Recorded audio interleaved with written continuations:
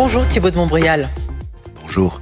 Et bienvenue à la grande interview sur CNews Europe 1. Les auditeurs et téléspectateurs vous connaissent bien. Vous êtes avocat, spécialiste des questions de sécurité, président du cercle de réflexion sur la sécurité intérieure. Vous avez été l'un des premiers à tirer la sonnette d'alarme, à utiliser l'expression le choc d'autorité qui est repris partout. Mais est-il appliqué ?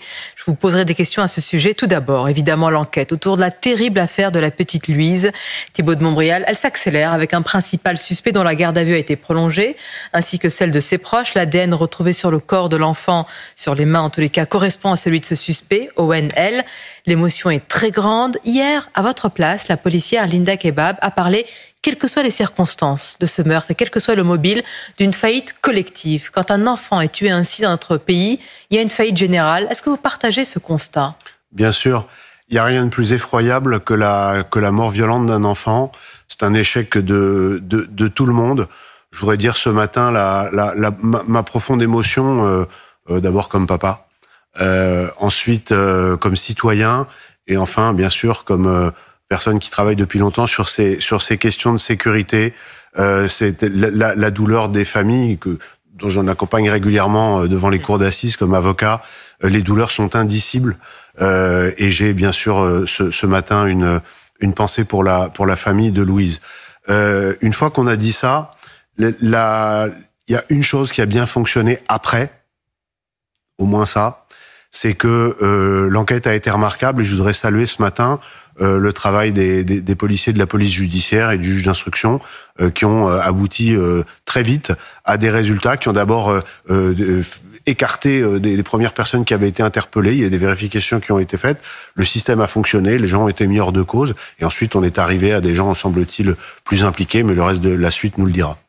Vous avez parlé de vos différentes casquettes, Thibaut de Montbrial, d'avocat, de spécialiste des questions de sécurité, et aussi un parent, comme beaucoup de ceux qui nous regardent et nous écoutent ce matin. Et l'inquiétude justement de ces parents, l'angoisse, elle est importante, notamment par rapport aux abords des écoles. En Seine-Saint-Denis, par exemple, le département a renforcé la sécurité autour d'une vingtaine de collèges et de lycées, un dispositif policier qui a été mis en place jusqu'aux vacances. Mais est-ce qu'on a les moyens d'un tel dispositif pour tous les collèges et lycées de France? Est-ce qu'on peut dire aujourd'hui aux parents, dormez, si je puis dire, braves gens, on va mettre des policiers aujourd'hui devant chaque lycée et collège? Évidemment non. Ce qui est terrible, si on prend un peu de champ, et si on regarde ce qui est devenu notre pays en quelques décennies, c'est qu'aujourd'hui, autour d'un établissement scolaire, il y a 3 menaces.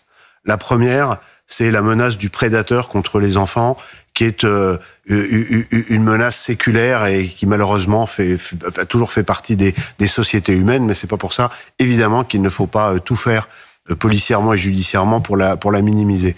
La deuxième, c'est la menace terroriste, qui a fait une entrée brutale dans la France contemporaine depuis une dizaine d'années, et qui n'est évidemment pas terminée. Le terrorisme islamiste est en régénérescence, on en parlera peut-être, mais tout ça, c'est pas parce qu'il ne s'est rien passé de grave depuis un moment qu'il n'y a pas des choses graves qui sont susceptibles de se passer à tout moment. Et puis la troisième, c'est sans doute la plus terrible en termes sociétal, c'est que désormais, il y a une violence des jeunes et des mineurs absolument terrifiante, avec une banalisation absolue d'un passage à l'acte avec des armes blanches, d'homicides, de tentatives d'homicide, de lynchage, et donc ça fait que autour d'établissements scolaires qui sont des endroits, qui sont des sanctuaires, qui sont, l'éducation et la culture, ce sont les racines d'une société. Ça doit être protégé à tout prix. C'est précieux. Et c'est là où nos jeunes doivent apprendre notre histoire, qui nous sommes, doivent être formés, connaître la littérature, devenir des Français, devenir des citoyens français. C'est là que la fraternité, c'est le berceau de la fraternité, l'école. Et le problème aujourd'hui, c'est que c'est complètement infesté par une violence endémique. Infesté, hein. Vos mots sont lucides par rapport à la réalité. Mais c'est de la lucidité. Thibaut de Montbrial, oui, dernière affaire en date avec Elias, dont les parents ont été reçus d'ailleurs par le garde des Sceaux. Expliquez-nous vraiment à nos auditeurs et téléspectateurs pourquoi aujourd'hui, vous-même, vous avez posé les actes d'un choc d'autorité. Pourquoi on ne veut pas tout révolutionner, renverser la table pour protéger cette jeunesse? La difficulté, c'est que vous avez une réalité qui est face à une idéologie. La réalité, c'est qu'il y a une explosion de violence dans notre pays qui ne date pas d'hier, qui date d'il y a qui a pris sa source depuis quelques décennies et qui littéralement explose depuis quelques années. Toutes les statistiques le démontrent. Et puis en face, vous avez une idéologie qui est une culture née des années 70, de Bourdieu, de Derrida, qui est une sorte de culture de l'excuse et de relativisme de la responsabilité. Et qui vous dire qu'en sorte, les individus sont responsables, mais la société aussi, etc. Il faut donner une deuxième chance, une troisième chance. Mais à un moment donné, il faut regarder la réalité. Quel est, Sonia Mabrouk, le premier devoir d'un gouvernement ? Protéger les citoyens. C'est protéger ses citoyens. Et protéger ses citoyens, ça veut dire être lucide sur le constat. Et une fois qu'on est lucide sur le constat, c'est comme un médecin qui fait le diagnostic, faire le bon diagnostic, et ensuite appliquer le bon traitement. Aujourd'hui, il faut renverser la table en matière de sécurité, de justice et d'immigration. Ce sont les trois dents d'un triptyque sur lesquels il faut complètement reprendre le contrôle. Le choc d'autorité, c'est une expression que j'ai employée, mais avec un programme à l'appui. Tous les politiques m'ont repris l'expression. Personne n'a le courage d'aller au fond des choses. Alors que quand vous regardez toutes les études d'opinion, toutes, et l'Opinionway d'hier, publié par Le Monde, le montre de façon absolument stupéfiante, c'est qu'il y a une demande massive de nos concitoyens, quelle que soit leur sensibilité politique. Même les gens qui se déclarent comme ayant une sensibilité politique proche de la France insoumise sont quasiment 50% à demander des mesures extrêmement fermes en matière d'autorité. Mais il y a une espèce de petite superstructure qui est complètement idéologisée, qui pour l'instant s'y oppose. Mais qui s'assoit aujourd'hui, cette superstructure, Thibault de Montbrial, sur la volonté populaire et même sur la volonté de ministres. Je cite la phrase quand même, souvenons-nous, c'était il y a quelques jours dans le journal du dimanche, la phrase du ministre de l'Intérieur qui affirme que le droit ne protège plus les Français. Voilà un diagnostic posé par celui qui a les mains dans le cambouis, par le premier flic de France. Le droit et les politiques. Alors pas lui, parce que Bruno Retailleau, il a le courage, parce que c'en est un, ça devrait être la moindre des choses. De parler, de dire. Ça devrait être la moindre des choses.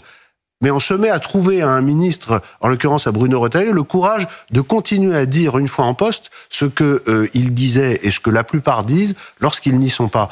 Mais aujourd'hui, la difficulté, c'est qu'il n'y a pas de majorité politique. Le pays est complètement bloqué. Qu'à l'époque où il y a eu des majorités, prenez le premier quinquennat d'Emmanuel Macron, avec une double élection triomphale, à la présidentielle et ensuite à l'Assemblée nationale. Vous aviez une majorité absolue. C'était le moment d'agir. C'était le moment de regarder avec lucidité, avec en plus la légitimité de ce suffrage et la nouveauté d'une nouvelle force qui arrive au pouvoir, de dire, bah voilà, on a tout un tas de choses à faire, la Startup Nation, l'économie, etc., ce qui est absolument essentiel aussi. Mais pour que ça prospère, il faut que le pays puisse prospérer, puisse s'épanouir et ne soit pas gangréné par cette violence. Gangréné, vous avez dit tout à l'heure aussi des mots puissants et que les Français ressentent. Vous dites le diagnostic et la lucidité, Thibault de Montbrial sur CNews Europe 1. Il y a quelques jours, le préfet de police de Paris, Laurent Nunez, a fait le lien entre insécurité et immigration. Alors, il a fait le lien, je le précise, sur la base de chiffres donc têtus concernant l'agglomération parisienne. Vous dites qu'il faut dépassionner ce débat.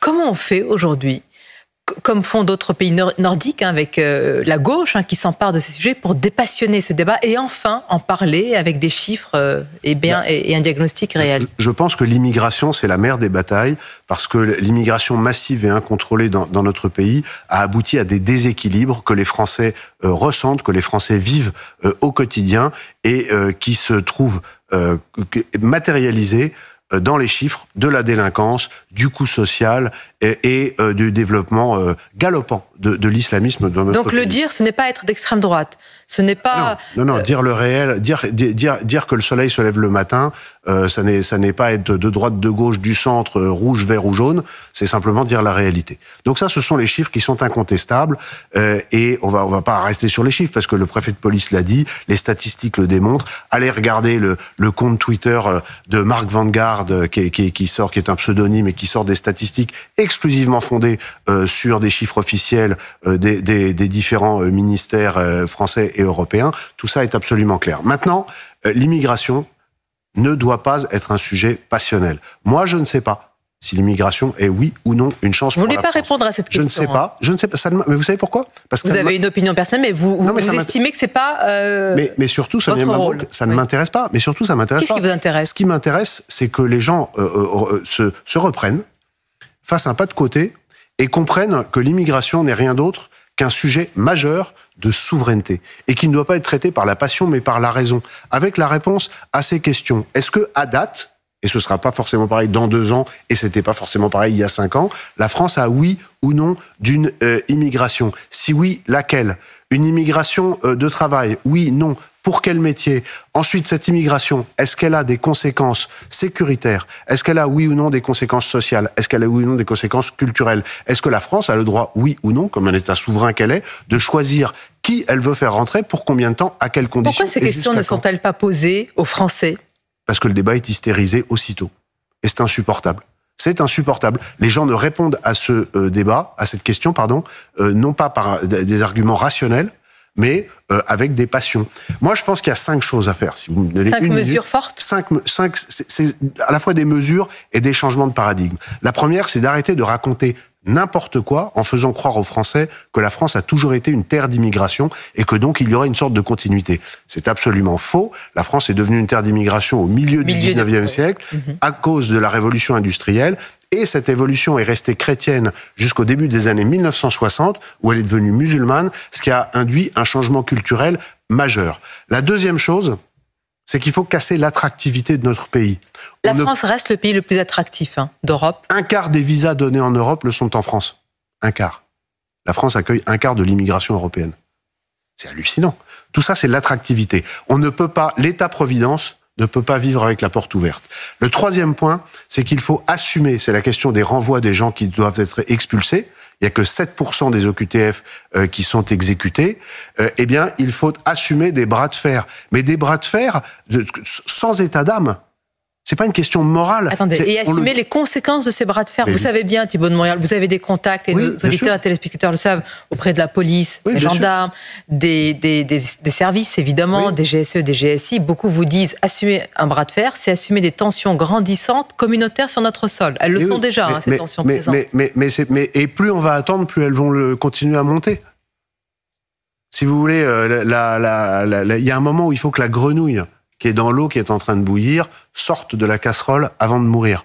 On est à ce moment-là. Nous en sommes là. Ah oui, bien sûr qu'on en est là. Non, mais ça, c'est certain. Donc, il faut assumer des bras de fer vigoureux, avec les pays sources, les pays d'origine qui ne veulent pas reprendre leurs nationaux et délivrer des laissez-passer consulaires pour que les avions atterrissent chez eux, y compris avec des mesures personnelles contre les dirigeants, contre leurs biens en France, en empêchant les virements vers des ressortissants de leur pays vers le pays d'origine, en empêchant que les dirigeants, leurs familles viennent se faire soigner dans les hôpitaux ou, comme l'Algérie par exemple, ils laissent en plus des ardoises de dizaines de millions d'euros. Donc, tout ça, c'est être ferme et assumer la fermeté. Dans la vie, on n'est respectable que, d'abord, si on se respecte soi-même, et ensuite, si on est ferme. La quatrième chose, c'est qu'il faut que nous arrêtions de jouer contre notre camp. Figurez-vous qu'avec vos impôts, Sonia Mabrouk, avec les impôts de tous les gens qui nous regardent, on paye à la fois une police, une justice, etc. Et c'est tout à fait normal. Et, toujours avec nos impôts, des associations qui jouent contre notre camp, c'est-à-dire qui aident les gens à violer la loi française d'une part, et ensuite, une fois qu'ils sont en France, à utiliser au mieux toutes les failles et les faiblesses de notre système. Ces 5 mesures nécessitent un courage politique. Et la dernière, c'est de reprendre la main en Europe sur ce sujet. Les 2 grands pays européens qui peuvent changer la trajectoire européenne, c'est la France et l'Allemagne. Dans France et Allemagne, il y a France, faisons-le. Mais alors, prenons l'une de ces mesures, le bras de fer assumé avec les pays d'origine, notamment l'Algérie. L'exemple de ce qui se passe notamment en Haute-Saône, avec ce cas quand même, précisons, c'est comme le frère, moi je me mets à la place de ces habitants, ils croisent le frère d'un des assaillants du Bataclan. N'est-ce pas un crachat au visage de la France et des victimes? Cette histoire, elle est très révélatrice parce que le système a à peu près fonctionné. Voilà un individu. Il a fonctionné. Vous allez voir jusqu'au moment où il ne fonctionne plus. On vous écoute avec attention. Oui. D'abord, donc un individu qui est le frère d'un des attaquants, des assaillants du Bataclan, qui lui-même, ce qui est important, il a été faire la guerre en Irak et en Syrie, de faire le djihad. Il est revenu. Il a été condamné à 9 années de prison. Il en fait 6. Déjà, 2 tiers, pas mal. de pas mal pour lui, d'en avoir fait que 2 tiers. Ensuite, il est déchu de sa nationalité. C'est pour ça que je vous dis que ça a fonctionné. Ça a fonctionné. Il faudrait massivement déchoir de leur nationalité un certain nombre de gens. Mais ça a fonctionné. Mais derrière, la belle affaire. Derrière, il est inexpulsable. Il est inexpulsable. Il était expulsable parce que l'Algérie, évidemment, ne veut pas le récupérer. Il y a d'autres gens qui sont inexpulsables parce que la Cour européenne des droits de l'homme disent qu'ils encourent dans leur pays des traitements inhumains et dégradants. Et donc, on a une justice pour ces gens-là qui préfèrent la sécurité d'un individu qui est une crapule et qui fait courir sur nos concitoyens un risque physique à la sécurité de nos concitoyens en question. C'est quelque chose. Le système est devenu complètement dingue. Donc, pour revenir sur le cas de cet individu, et il y en a d'autres, il y en a des dizaines d'autres, qui ne sont pas expulsés. Selon nos informations et de William Molinier d'Europe 1, 55 départements cumulent chacun moins d'une vingtaine d'individus à risque. Oui, mais ils ne sont pas tous étrangers. Bien sûr. Ils ne sont pas tous étrangers. Mais pour ceux qui sont étrangers, il faut absolument imposer dans des relations de négociation viriles mais correctes, comme on dit au rugby, à ces pays de reprendre les gens les plus dangereux. Et tant pis pour ce qui leur arrive là-bas. Sincèrement, à un moment, il faut parler aux Français. Vous assumez de dire ça, oui. Mais j'assume de le dire. Moi, je pense que nous devons, si un jour je suis en situation de le faire, je protégerai les Français et je serai indifférent. Je vous le dis les yeux dans les yeux, indifférent si l'arbitrage est avec l'intérêt des Français, indifférent au sort de ceux qui auront fait du mal sur notre pays, dans notre pays aux Français, indifférent à leur sort quand ils seront retournés dans leur pays. Merci Thibault de Montbrial. On a entendu votre fermeté, mais pour la protection évidemment des Français, une fermeté que vous avez souvent clamée à travers ce choc d'autorité qu'on attend également. Merci, je vous souhaite une bonne journée, à bientôt. Merci Sonia.